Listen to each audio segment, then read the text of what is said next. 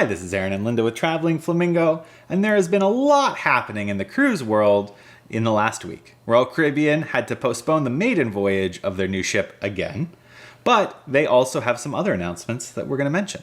Additionally, Disney announced that they will be having celebrations and holidays at sea. We also talk about the Carnival data breach that happened, so stay tuned for all of that, coming right up.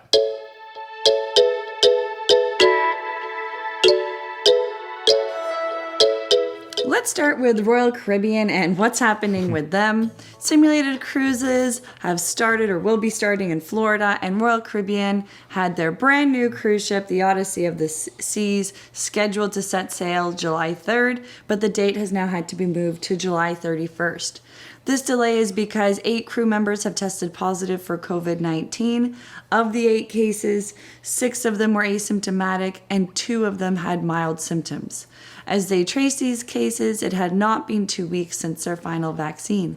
All crew members were vaccinated on June 4th, and that means they would have been fully vaccinated by June 18th. As much as it's disappointing to hear about the delay again for the maiden voyage, it does show that the processes and protocol for identifying cases does work. Yeah, I mean, I get that the COVID-19 on a cruise ship makes for good headlines, but the reality of it is that it shows that the pre-testing systems do work. Also, there were no paying passengers on board, so, they were just getting ready for this maiden voyage. It's unfortunate that there were cases, but the reality of COVID-19, it's not going to go anywhere anytime soon. So, it's likely that these cases will creep up like this, like how you could get the flu when you're on board, for instance. The point is that with vaccination, it's no longer as deadly or as contagious. So, I think you're going to hear about COVID-19 on ships, and I think we're just going to have to get used to that. Yeah, it's interesting as we're looking at booking some cruises or even maybe trying to get one in the summer. I'm talking to friends and they're going, oh, you're getting on a cruise ship? And, and they're really worried for us. And actually and I said, well, what are you worried about? And, clearly they're not watching our videos, but I said they're worried that we're going to get stuck at sea. And I said, well, that's not actually a concern now because the CLIA and the CDC have brought in rules saying you have to have agreements with ports in case there is a case on the ship, and what is the process so you don't have these cruise ships stuck at sea anymore. Yeah, which is great, right? I'll tell you one thing, I feel as though you're basically just at this point where it's like, hey, if we can cruise, let's just cruise. Who knows when the next variant's going to happen? Who knows if we're going to be in lockdown again at some point? Let's just celebrate what we have while we have it and move on. So that's where you're at right now. On some more positive and exciting Royal Caribbean news, they have begun construction of a newest ship and class of ship, the Icon of the Seas. So Royal Caribbean has begun construction on their newest class, as Linda said, the Icon of the Seas. This is actually going to be the first of a new class of ships called the Icon class. The Icon of the Seas will set sail in fall of 2023, so quite a while from now, and will be Royal's first cruise ship to use LNG or liquefied natural gas. We've spoken about LNG a few times, and it's far more environmentally friendly and allows for shore power connections, so you plug right into the electric grid where you stop. It reduces the carbon footprint of the ship. Not much has been released about this new class yet. We do know that it will have a capacity of about 5,600 passengers. It's going to be a very busy ship.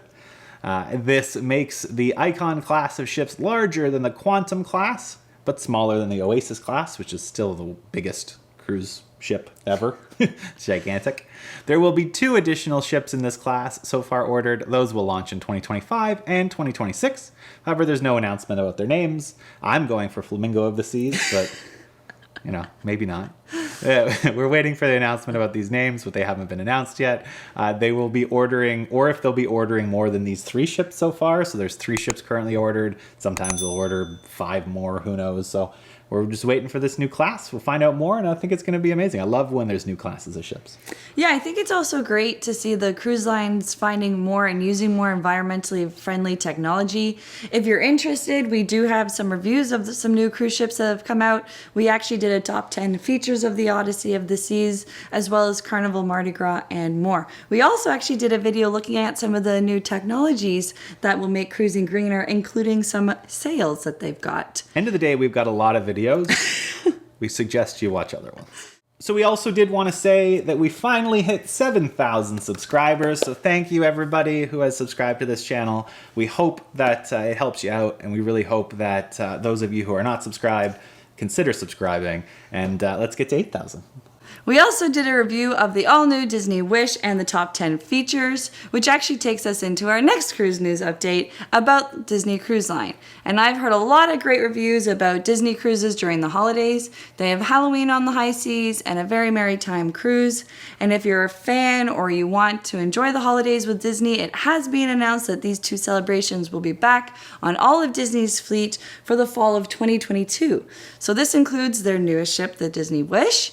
The Halloween on the high seas will run from mid-September through to October on select sailings. Guests can dress up, characters are in costume, there's themed food and more. The Maritime Christmas will run from early November through December with decorations and special holiday entertainment. And if you're interested in one of these sailings, they do go on sale June 24th, 2021, so that's coming up really soon.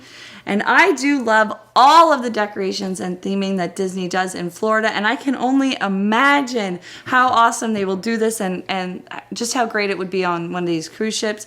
Definitely one day, just so you know, I would like to do one of these holiday events at sea. I hope they have the free pretzel cookie and the fake cheese that you can dip it in. All the plastic cheese. And the trick-or-treating, that would be fun too. They even do have fireworks on board, which, I mean, takes some real effort to do, because if you think about it, it's not exactly common to put explosives on a boat. There's a good story about how Disney had to apply to several naval, governing bodies in order to get their lifeboats painted in sort of a Mickey yellow instead of the orange. I'm sure if they're going to go to that trouble to make sure that their cruise ships are themed to, Mickey Mouse and the rest of these things, that they'll definitely do that with the holiday time as well.